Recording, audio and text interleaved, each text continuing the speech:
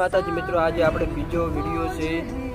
તો મિત્રો આપણે જોઈ લો, આપણે તમે બધા કહેતા હશો કે આપણે બધું બોડી કરવાનું જોશે, જીમ કરવાનું જોશે. મિત્રો જોઈ લો, આપણે આટલું તો ઘણું થઈ ગયું. મિત્રો આટલા માટે આપણે આટલું ઘણું થઈ ગયું. તો મિત્રો આપણે 4 વાગે રનિંગ કરીશું, તમને બધું બતાવીશું વિડીયોમાં.